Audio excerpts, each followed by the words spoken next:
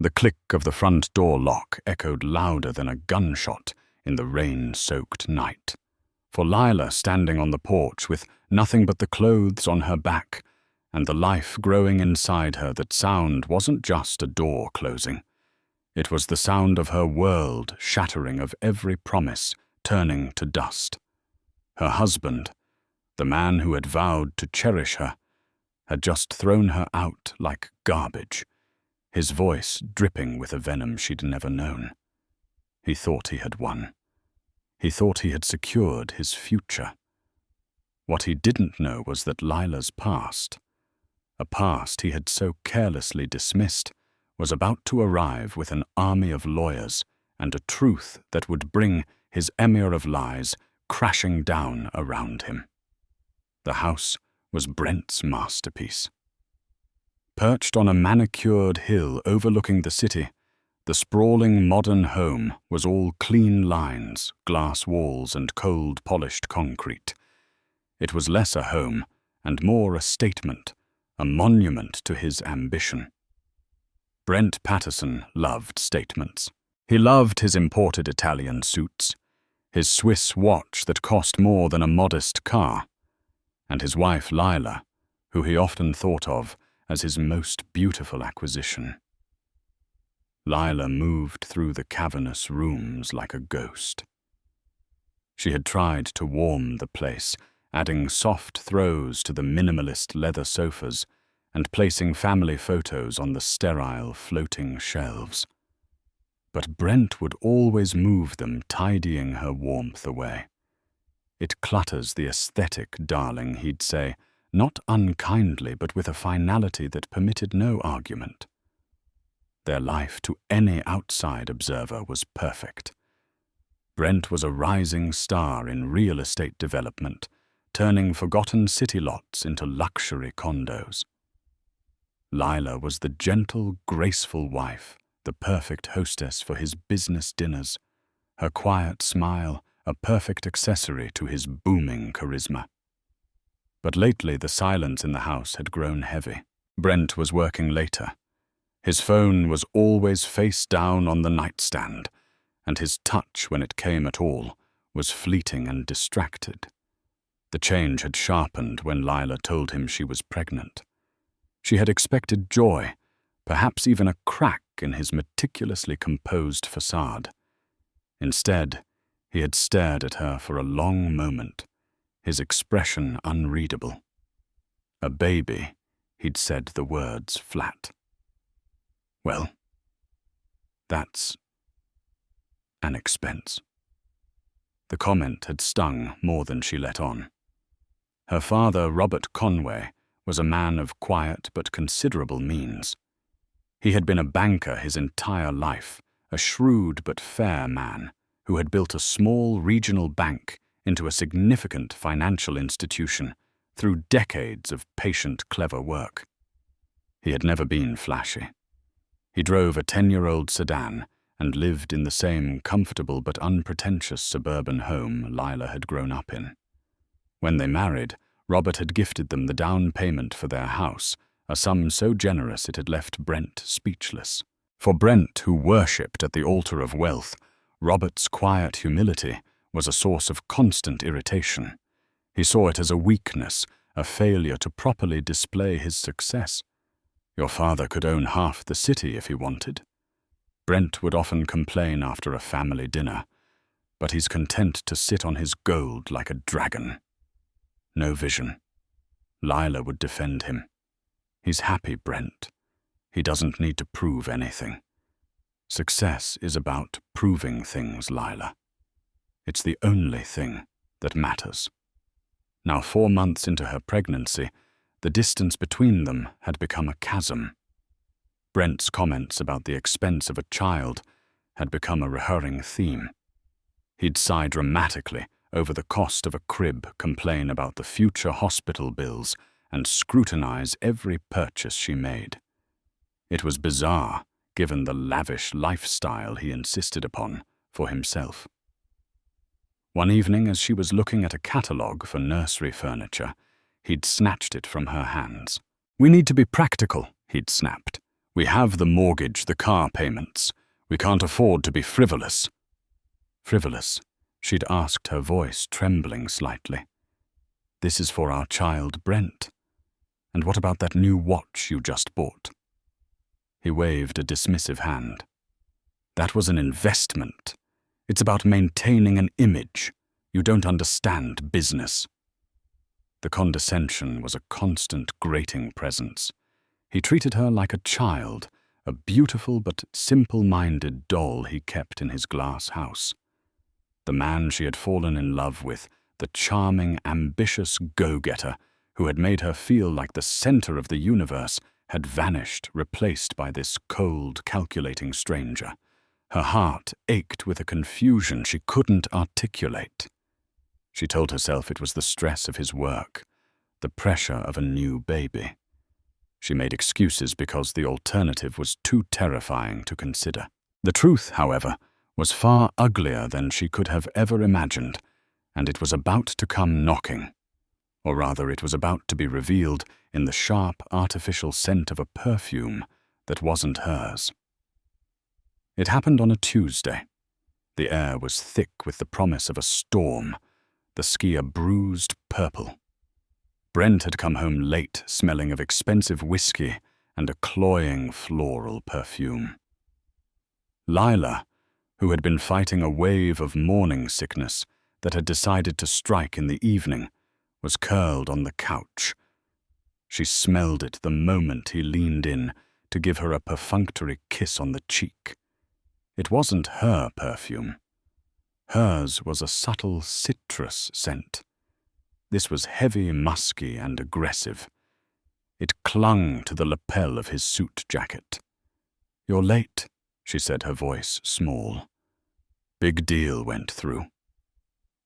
"Had to celebrate with the team," he said, already pulling off his tie and heading towards the bar. He didn't look at her. He never seemed to look at her anymore. Not really. He looked at her stomach with a faint look of annoyance, but his eyes slid past hers as if she were part of the furniture. A cold dread, sharp and sudden, pierced through her nausea. It wasn't just a suspicion anymore. It was a certainty, solidifying in her gut. She stood up, her hand instinctively going to her small, burgeoning belly. "What's her name, Brent?" He froze, his back to her, a crystal tumbler in his hand. "What are you talking about?" "The perfume. The late nights. The phone calls you walk out of the room to take." "I'm not stupid. What's her name?" He turned slowly, and for the first time in months, he looked directly at her. But there was no love in his eyes. There was only ice. "Don't be hysterical, Lila. It's not a good look on you, especially not now." He gestured vaguely at her stomach. "Tell me she insisted, her voice gaining a strength she didn't know she possessed." He let out a short, bitter laugh. "Fine. You want to know her name is Naomi. And yes, we've been seeing each other. For a while, actually." The words hit her with a physical force. She staggered back, grabbing the arm of the sofa for support. The room seemed to tilt, the sharp angles of their designer furniture blurring at the edges. "But we're married. I'm pregnant with your child." "An inconvenient development, I'll admit," he said, taking a sip of his whiskey. His calmness was the most brutal part. He spoke of their life, their marriage, their unborn child, as if they were minor line items in a business ledger. "Look, Lila, I'm going to be honest with you. This whole thing, it's not working for me anymore. This whole thing." "You mean our marriage?" she whispered, disbelief warring with a tidal wave of pain. "I married you for your potential, Lila. I thought your father's connections, his money, would be an asset.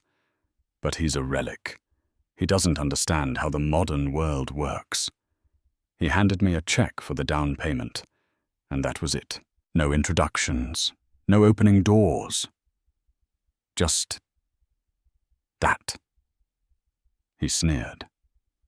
Naomi, her family. They're different. They're players. They understand ambition. They're the future. Each word was a calculated strike designed to wound. He was telling her she was nothing more than a failed investment. Her family, the people she loved, were obsolete. "So you used me," she said, the realization dawning with horrific clarity. "You married me, hoping my father would fund your entire life. I had hoped he would be a more active investor." "Yes," Brent said smoothly. "But that's beside the point now. Naomi and I are going to build something real.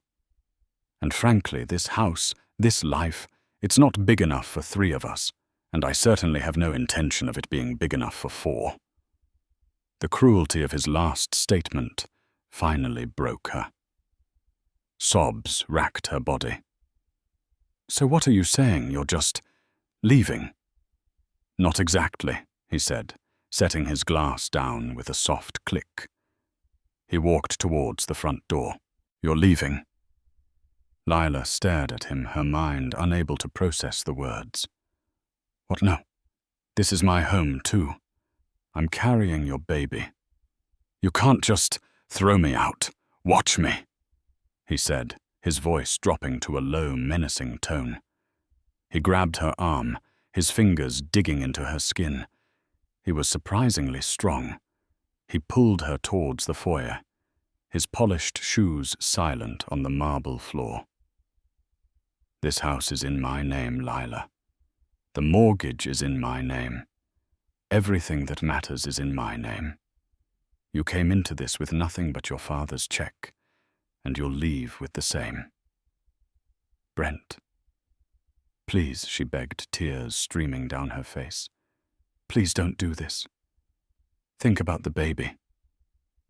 "I am," he said, his face a mask of stone as he opened the front door. The wind and rain lashed at them. "I'm thinking this is the cleanest break. Now get out." He didn't just usher her out, he shoved her.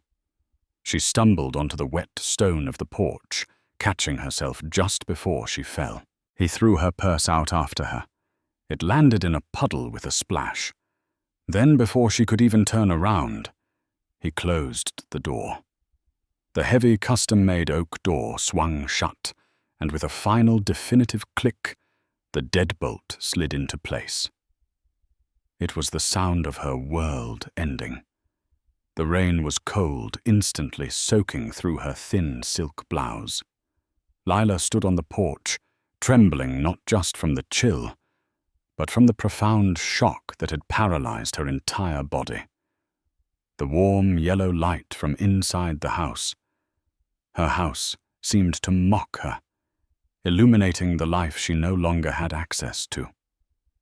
Her mind reeled, trying to make sense of the last 10 minutes. The confession, the cold, businesslike dismissal, the shove. It was a nightmare. Her purse lay in the puddle.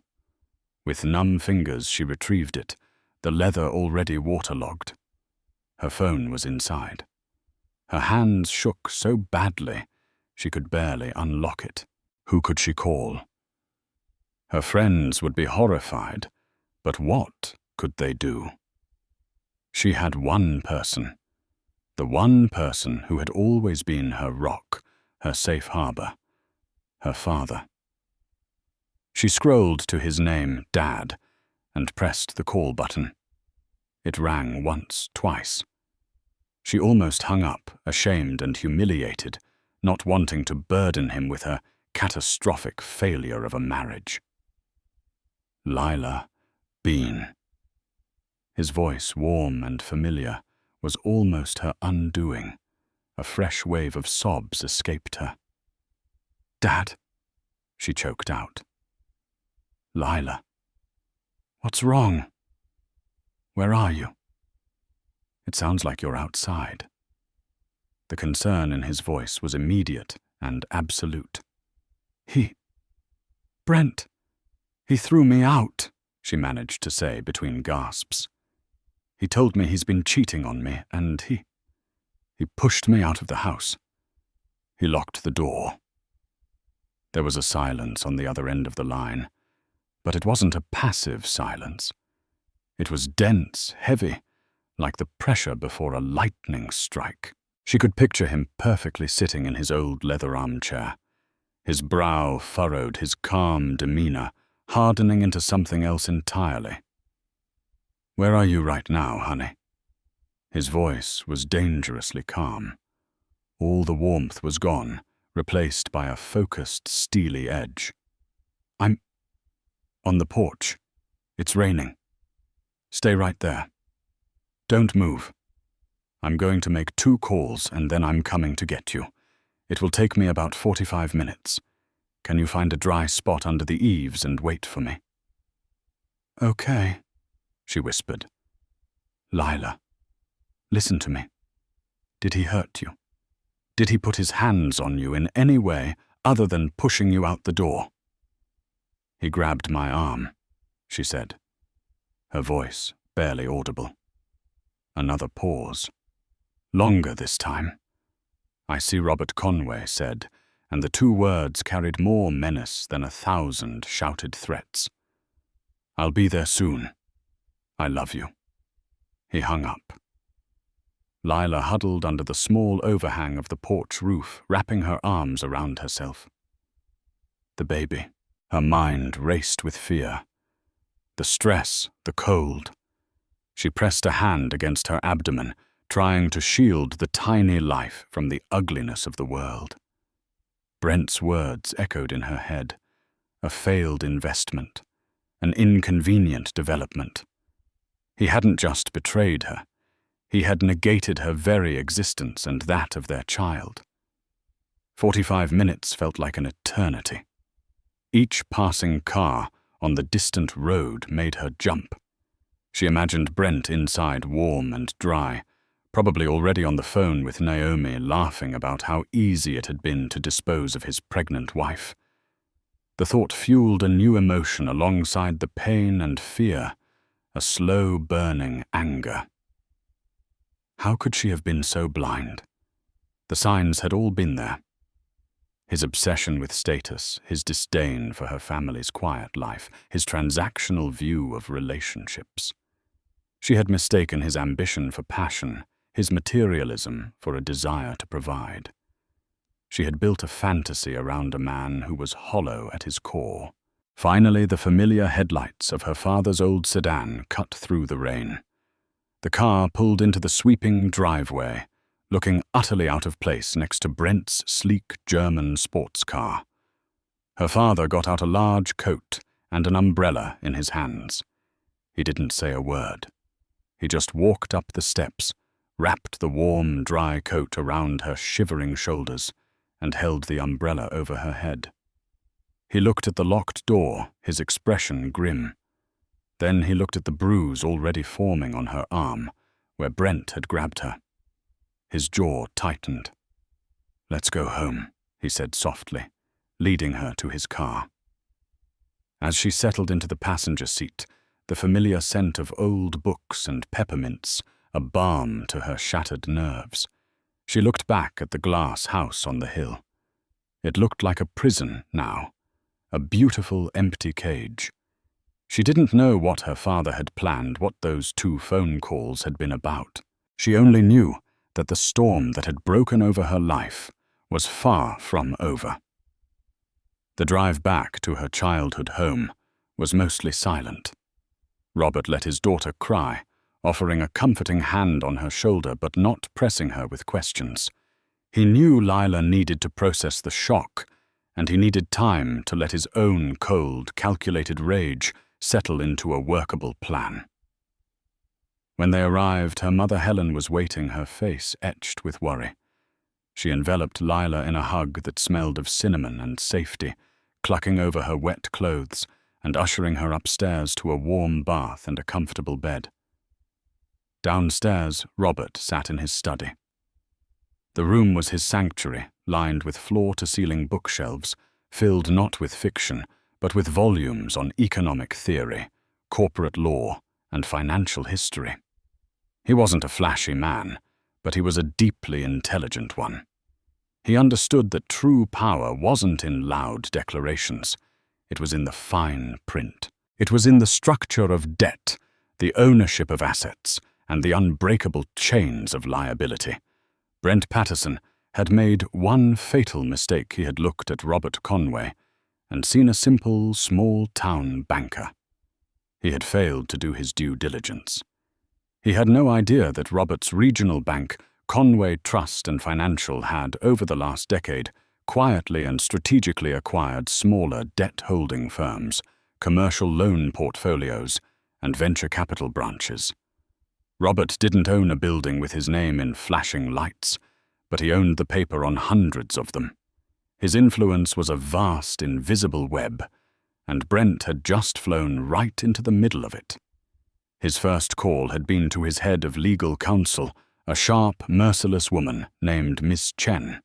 His second had been to the president of his commercial loans division, a man named Mr. Davies. Now he sat at his large mahogany desk and opened his laptop. He typed in Patterson Development LLC. The screen filled with data. Robert's eyes scanned the numbers, his expression unchanging. He saw the business loans Brent had taken out to fund his last 2 condo projects loans from a large national bank. He clicked a few more times, tracing the ownership of that debt. As he suspected, the portfolio containing those loans had been part of an acquisition by one of his subsidiary firms 6 months ago. Brent was borrowing his father-in-law's money and had no idea. Next, he looked up the mortgage on the house. It was also with a major lender. Another few clicks. Conway Trust had bought that lender's regional mortgage division last year. Brent was paying his mortgage to his father-in-law. Finally, he accessed Brent's personal credit lines, the ones tied to his business account for his platinum cards, the ones he used for his fancy suits and dinners with Naomi. The underlying creditor was again a company that ultimately reported to the board of Conway Trust and Financial. Robert leaned back in his chair. Brent had built his entire life, his entire illusion of success, using Robert's money. He had taken the generous gift of a down payment and used it as leverage to indebt himself to the very man he dismissed as a relic. It was an irony so perfect, so complete, that Robert almost smiled.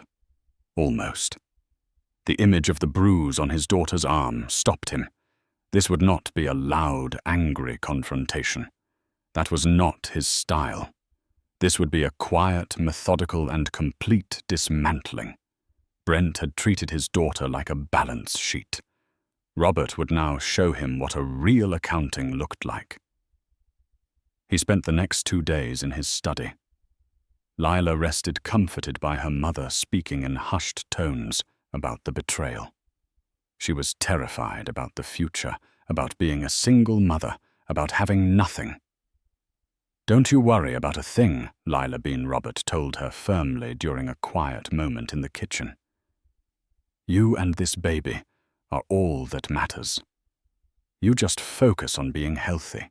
Let me worry about the details." On the 3rd day, a Friday morning, Robert put on his best, most unassuming grey suit. Ms. Chen and Mr. Davies met him in the driveway. They were the opposite of unassuming. Ms. Chen was impeccably dressed in a razor-sharp navy suit, her leather briefcase gleaming. Mr. Davies was a tall, imposing man whose sober, dark suit seemed to radiate authority. They didn't look like they were visiting family. They looked like they were executing a foreclosure, which in a way they were.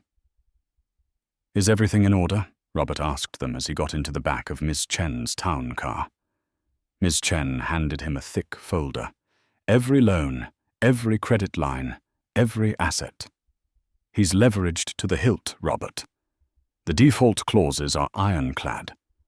We have grounds to call in the entirety of his debt based on projected business instability and material misrepresentation on his initial loan applications. Misrepresentation? Robert asked, raising an eyebrow. He listed his marital connection to you as a potential future asset, implying a financial backing from your family that was never formally guaranteed, Mr. Davies supplied from the front seat. He used your good name to secure our money. Robert nodded slowly, a grim satisfaction settling in. Good. Let's go pay my son-in-law a visit. For Brent, the 3 days since he'd thrown Lila out had been a heady mix of liberation and triumph. The silence in the minimalist house was no longer heavy. It was clean. It was the sound of potential of a future unburdened by a clingy wife and the expense of a child he never wanted. He had called Naomi the moment Lila's taxi had disappeared down the street. It's done, he'd said, a smirk in his voice. The house is ours. Naomi had squealed with delight. She had come over that night, her expensive perfume finally able to permeate the space without competition. They had toasted with champagne, standing in front of the massive glass wall that overlooked the city lights. To us, Naomi had said, clinking her glass against his. To the new power couple. To a future without baggage, Brent had replied, his arm around her waist. They spent the next 2 days acting as if they were already masters of the manor. Naomi talked excitedly about redecorating, about turning the room Lila had planned as a nursery into a home gym and yoga studio. No need for all that soft, sentimental clutter, she'd declared, wrinkling her nose at the pastel paint swatches Lila had left on a counter. Brent had never felt more powerful. He had, in his mind, executed a perfect corporate merger. He had divested from a failing asset, Lila and her stagnant family, and acquired a new promising one, Naomi and her well-connected aggressive family. He'd even had a preliminary lunch with Naomi's father, a cutthroat developer who saw Brent as a kindred spirit. The future was bright, shiny, and expensive. He spent Friday morning on the phone with his contractors, barking orders about his new condo project, feeling the familiar thrill of command. He was the king of his castle, the master of his universe. When the doorbell chimed around 11 o'clock, he was annoyed. He wasn't expecting anyone. He glanced at the security camera feed on his phone. A black town car was in his driveway. Standing on his porch were 3 figures. One was Robert Conway, looking as dull and unimpressive as ever in his cheap-looking grey suit. The other 2, however, were different. A man and a woman, both dressed in severe, expensive business attire, holding sleek leather briefcases. They looked like lawyers. Brent's first thought was that Robert had come to plead on Lila's behalf, maybe to offer him some money to take her back. A smirk touched his lips. He would enjoy turning him down. He strode to the door and pulled it open with a flourish. "Robert," he said, his tone dripping with false cordiality.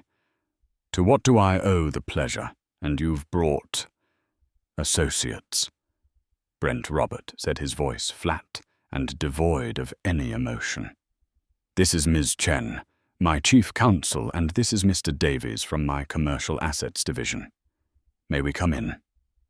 We have some business to discuss." The mention of commercial assets gave Brent a momentary pause, but his arrogance quickly reasserted itself. They were here to talk about a settlement, a divorce.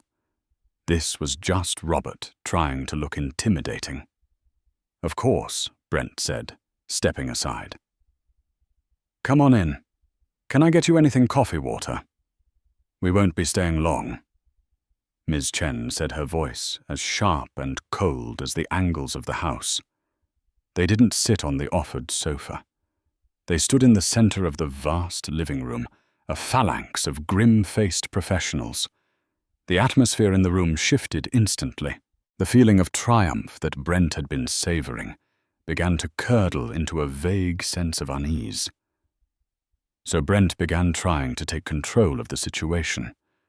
I assume this is about Lila.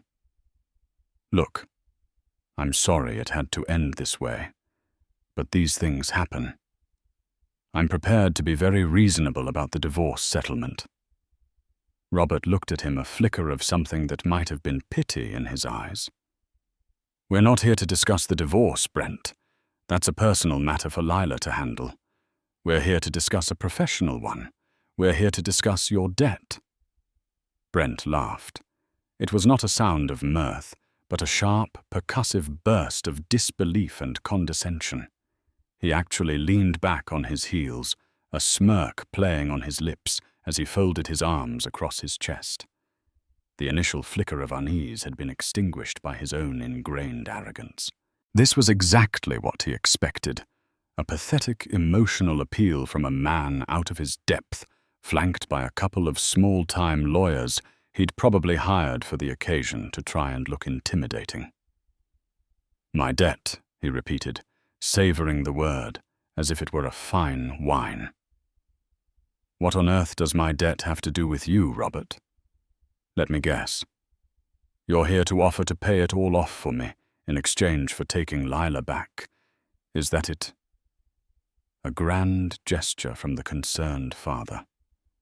I appreciate the thought. I really do. But I have to tell you, the price for that kind of reconciliation would be very, very high. Probably more than you'd be willing to part with. He was enjoying this, the feeling of absolute power. He was the one in control here, and this little delegation was just a sad confirmation of his victory. Robert did not react. His face remained a placid, unreadable mask. The response came instead from Mr. Davies, who stepped forward with the unhurried confidence of a man who held all the cards. He opened his briefcase on Brent's glass coffee table, the very table where Brent and Naomi had toasted their new life, and laid out a single, thick, professionally bound document. The thud of the paper on the glass was a small, definitive sound in the cavernous room. Mr. Patterson, we are not here to negotiate a family matter. Mr. Davies began, his voice a steady, implacable drone that seemed to absorb the room's ambient light. We are here to inform you of a change in your financial status. This is a summary of your current liabilities. For the sake of clarity, let's start with your primary business concern, Patterson Development, LLC. He tapped a manicured finger on the top page. You currently have 2 outstanding commercial loans for your Azure Point and Skyview Terrace projects. The combined principal totals approximately $42 million. The original lender, as you know, was First National Commercial Bank. I'm well aware of my own business loans. Thank you, Brent, said his voice laced with impatience. This was tedious. My payments are all current. My accounts are in perfect standing. What is the point of this? Mr. Davies didn't even look up. He continued as if Brent hadn't spoken. First National Commercial's loan portfolio was acquired 9 months ago by the CFG Investment Group. You would have received a standard notice of the transfer of servicer. Brent vaguely remembered a memo from his accounting department, something he had glanced at and dismissed as routine corporate shuffling. And CFG Investment Group, Mr. Davies said, finally lifting his eyes to meet Brent's, is a wholly owned subsidiary of Conway Trust and Financial. You've been paying your father-in-law's bank for nearly a year, Mr. Patterson. Congratulations. The air in Brent's lungs seemed to turn to ice. The smug, confident smirk on his face faltered, twitching at the corners. He stared at Mr. Davies, then shot a wild, disbelieving look at Robert. That's impossible. That can't be right. Conway Trust is a small regional player. They don't operate at that level. His own words sounded hollow, a desperate attempt to reaffirm a reality that was rapidly dissolving around him. A common misconception, Ms. Chen interjected, her voice as sharp and cold as a shard of glass. She produced another document from her own briefcase, laying it neatly beside the first. The trap was being set piece by methodical piece. Now let's discuss this house, a beautiful property. Your statement piece. You have a mortgage of $3.2 million with Metro Urban Lenders. A fine institution. A cold dread, sharp and acidic, began to crawl up Brent's throat. He knew what was coming before she even said it. He felt a profound sense of vertigo, as if the polished concrete floor was tilting beneath his feet, sliding him toward an open abyss. As you may have read in the financial news last year, she continued, her tone dripping with mock helpfulness. Conway Trust acquired Metro Urban's entire regional mortgage division in a strategic expansion.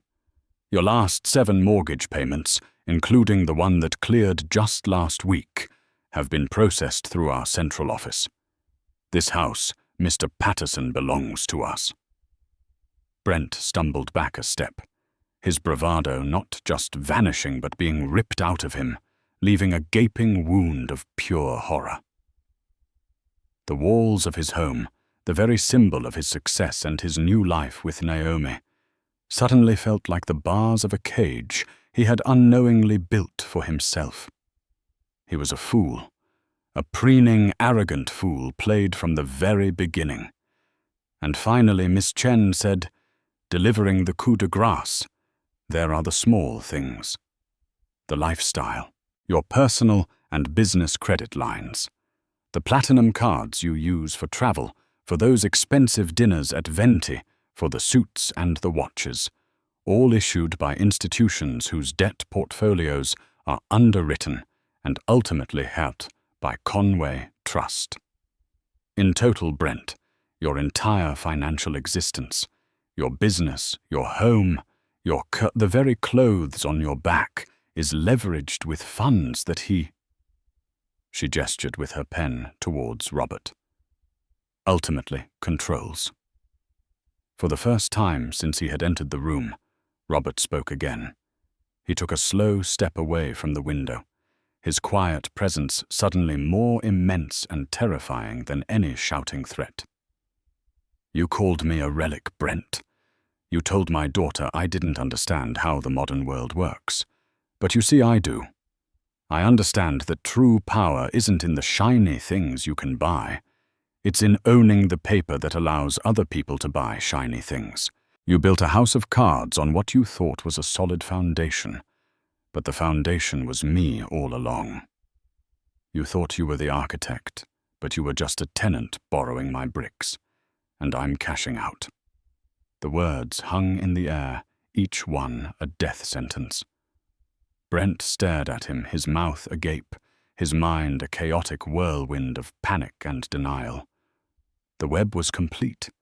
Every direction he turned, he was trapped. Every dollar he thought he had earned.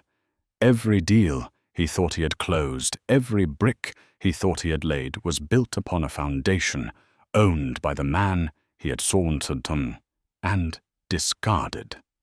He had not just married Lila. He had, in effect, signed the most binding and foolish business contract of his life without ever reading the fine print. And he had just tried to dissolve the partnership by throwing the chairman's daughter out into the rain. What? What does that mean? Brent stammered the question, a pathetic squeak from a man who once roared. Miss Davies answered his tone as devoid of emotion as a legal filing. It means we are calling in your loans. All of them. Effective immediately. You can't do that, Brent finally shrieked, his voice cracking with a raw, primal panic. You can't. My payments are current. There's no legal reason. On the contrary, Ms. Chen said coolly, tapping a specific clause on one of the documents before her. Her finger rested on the text like an executioner's blade. We have several perfectly legal reasons. Your initial applications contained what we have now identified as material misrepresentations regarding implied familial financial backing. You used your marriage to Mr. Conway's daughter as a selling point to secure our money, which constitutes a form of fraud. Furthermore, your recent, shall we say, lifestyle changes present a significant reputational risk and project a brand instability that we, as the primary creditor, are no longer comfortable with. The default clauses in your loan agreements are quite clear. We have the right to demand full and immediate repayment if we believe our investment is at risk. And Mr. Conway, she glanced at Robert, believes his investment is very much at risk.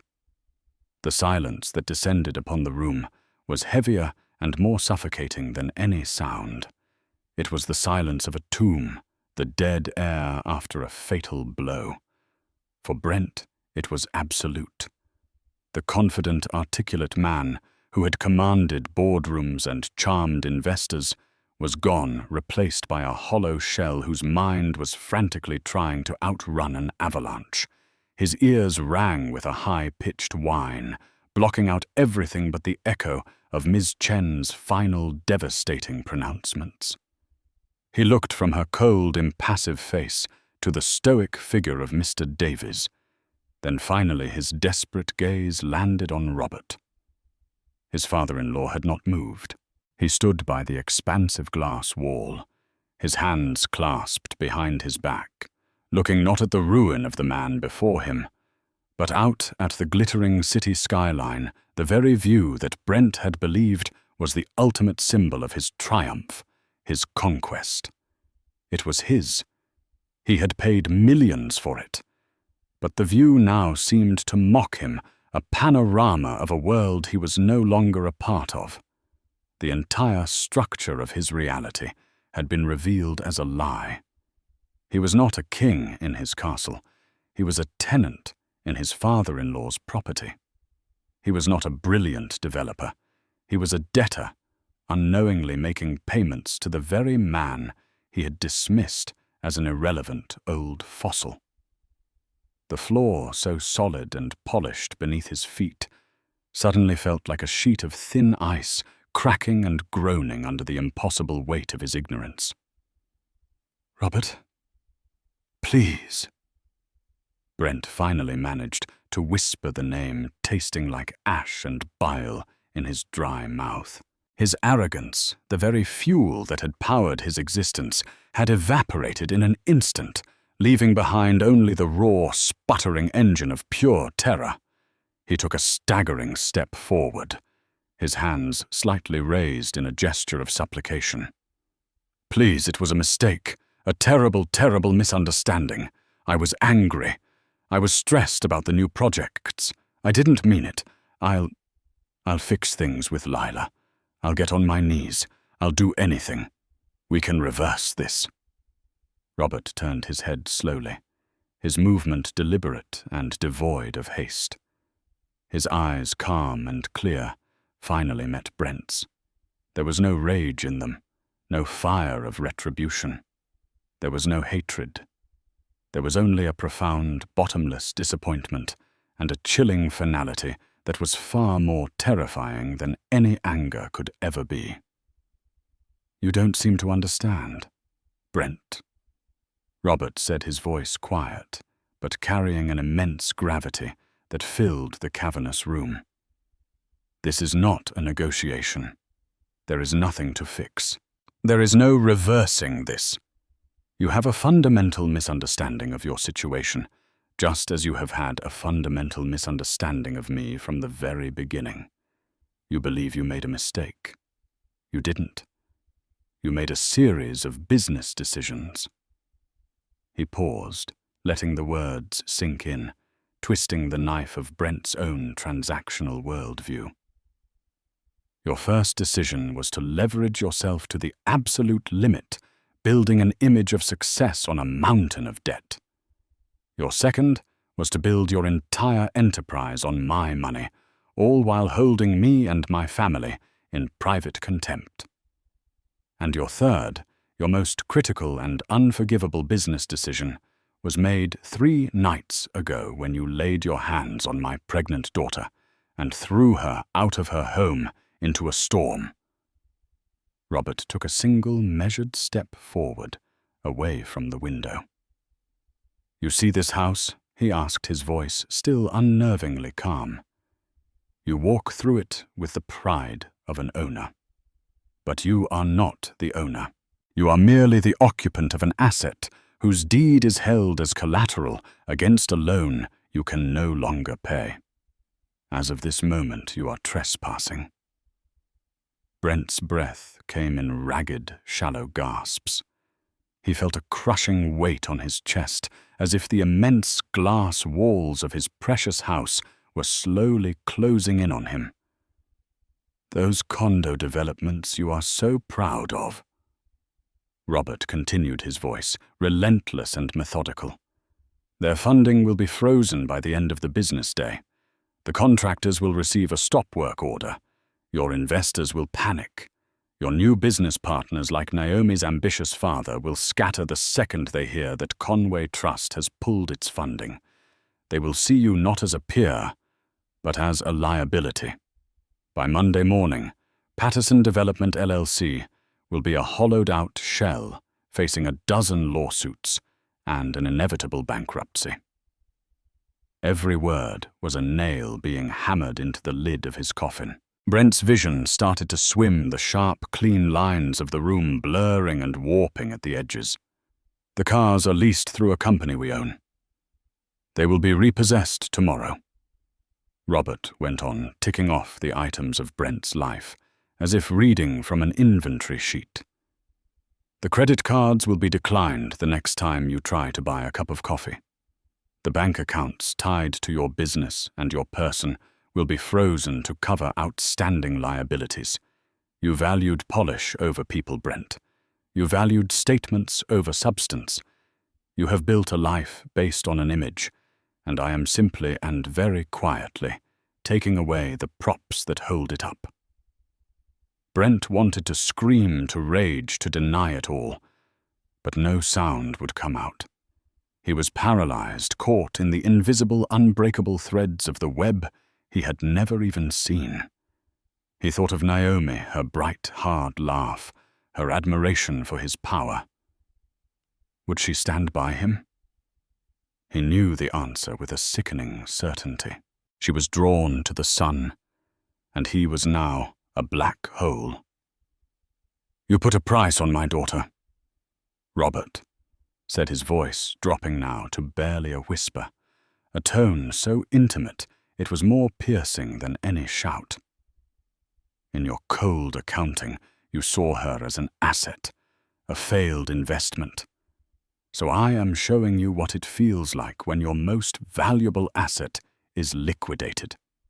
You are bankrupt, Brent. But your financial ruin is the least of your problems. It is merely a symptom of a much deeper poverty. You are morally bankrupt. Spiritually bankrupt. You have nothing left because you were never anything to begin with. That was the final blow. The word nothing. It echoed in the vast, empty space where his future used to be. It was the valuation of his entire existence. The floor seemed to drop away from him completely. His knees, no longer able to support the weight of his shattered world, buckled. A strangled animal cry of pure despair tore from his throat as his vision narrowed to a black tunnel. The last thing he saw were the indistinct, swimming faces of Robert Miss Chen and Mr. Davies watching him without pity as he pitched forward. Brent Patterson. The man who thought he had it, all the master of his universe, collapsed in a heap onto the cold, polished concrete floor of the house that was never truly his. 6 months later, the world had turned. The bruised, storm-soaked sky of that terrible night had given way to a season of soft golden light. This light now streamed through the large bay window of a sun-drenched room illuminating the gentle dance of dust motes in the air. The room smelled of baby powder, warm milk, and fresh linen, the perfume of a new life. Lila sat in a sturdy wooden rocking chair, a family heirloom that had held 3 generations of mothers. Its gentle creak, a soothing rhythm against the polished hardwood floor. In her arms, nestled against her heart, slept her son, Leo. She had named him Leo because it meant lion, and she wanted him to possess a strength of heart his father could never comprehend. He was tiny perfect, his little chest rising and falling in the profound peace of infancy. His tiny starfish hand was curled tightly around her index finger, a small anchor in her new calm sea. As she looked down at his serene face, a wave of love so fierce and overwhelming washed over her that it still, after weeks of motherhood, took her breath away. This was real.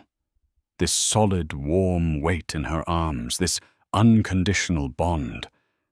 This was the wealth Brent had spoken of, though he had never truly understood the word. She glanced around the nursery. It was a world away from the cold, minimalist cage she had once called home. The walls were a cheerful butter yellow. A mobile of hand-stitched felt animals turned slowly above the crib. The bookshelves her father had built were overflowing, not with design magazines, but with colorful children's books and well-loved stuffed animals. Every object in the room was a testament to love, not a statement of status. Her mother had sewn the curtains. Her father had painted the walls. This room was a fortress built of affection, and inside it, Lila felt herself healing stitch by stitch.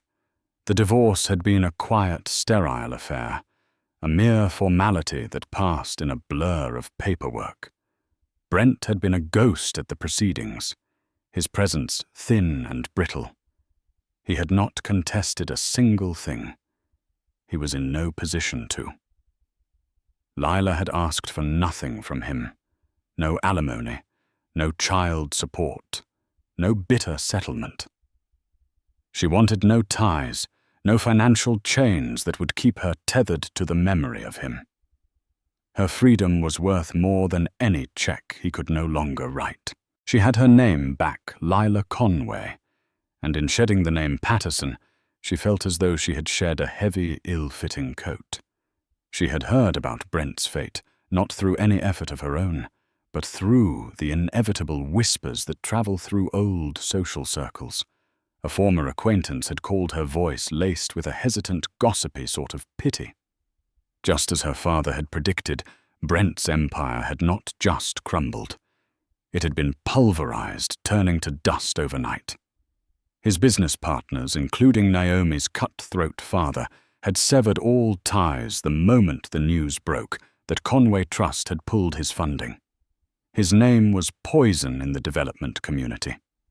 And Naomi, the dazzling prize for whom he had sacrificed everything, had vanished.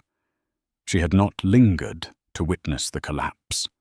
Her loyalty, it turned out, was an asset with a price tag, and a bankrupt boyfriend was a liability she couldn't afford. The last Lila heard. Brent was living in a grim one-bedroom apartment on the industrial side of town, the kind with thin walls and a view of a brick alleyway. He was working a commission-only job, selling discount office supplies over the phone. The caller had described seeing him on the street, his once impeccable Italian suit replaced by a cheap, wrinkled polyester one that hung awkwardly on his thinned frame. The arrogant, confident stride was gone, replaced by the weary, defeated shuffle of a man haunted by the ghosts of his own ambition. Lila felt no surge of triumph at this news, no satisfying sting of schadenfreude. There was only a profound, quiet sense of closure. He was a stranger to her now, the protagonist of a sad story she had once been a part of. He had chased an image of success so relentlessly that he had become hollow, And once the glamorous frame was stripped away, there was simply nothing left inside. He had lost everything because he had never understood the value of anything that couldn't be quantified on a balance sheet. A soft footstep in the doorway brought her back to the present. Her father stood there, not wanting to disturb the peaceful scene. His face, which had been a mask of grim determination for weeks after her return home, was softer now, the lines around his eyes etched by smiles rather than stress. He looked at his daughter and then at his grandson, and a look of pure, unadulterated joy transformed him. He tiptoed into the room, his voice a low, gentle rumble. "How's my favorite little lion doing?" Lila smiled, a genuine, soul-deep smile that reached her eyes. "Sleeping soundly. Dreaming of hostile takeovers, I think." Her father chuckled, pulling up a small stool to sit beside her. He reached out a single calloused finger and gently stroked Leo's soft cheek.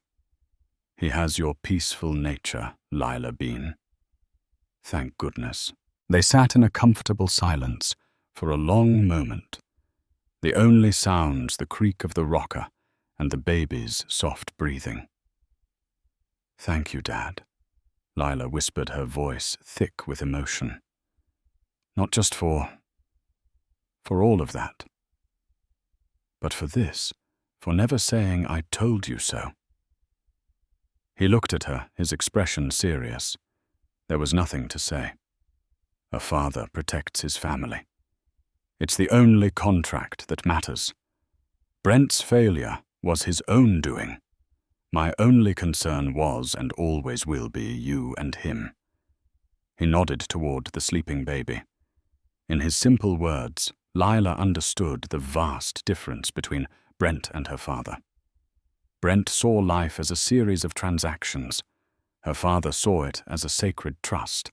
He had never gloated about Brent's ruin. He had simply been there, a quiet, unshakable mountain, providing the shelter she needed to rebuild her world on a foundation of rock, not sand. She looked from her father's kind face to her son's innocent one. The memory of that night, the cold rain, the venom in Brent's voice, the final brutal click of the deadbolt, no longer felt like a scar. It felt like a turning point. That sound, which she once thought was her world-shattering, was actually the sound of her cage breaking open. Brent had meant to throw her away, but instead he had set her free. Free from a life of cold surfaces and hollow promises, and free to discover a life of true, meaningful, and immeasurable substance. We've just witnessed the complete and total downfall of a man who believed that people were just assets to be managed and discarded. Brent thought he was making a smart business move by throwing his pregnant wife Lila out of his life. He saw her and her family as obstacles to his ambition, but he made a fatal miscalculation. He underestimated the quiet, patient power of a father's love and the unbreakable laws of karma. In his greedy pursuit of a flashier future, he ignored the foundation his entire life was built on. And when it was pulled out from under him, he was left with nothing. This story is a powerful reminder that true strength isn't always loud and flashy. Sometimes it's the silent, steady force that moves mountains, and that treating people with cruelty and disrespect is a debt that always eventually gets called in. If this story of betrayal and righteous justice resonated with you, please hit that like button and share it with someone who appreciates a story where karma delivers the final satisfying verdict. And don't forget to subscribe and turn on notifications so you never miss another tale of life's dramatic twists and turns. We'd love to hear your thoughts in the comments below.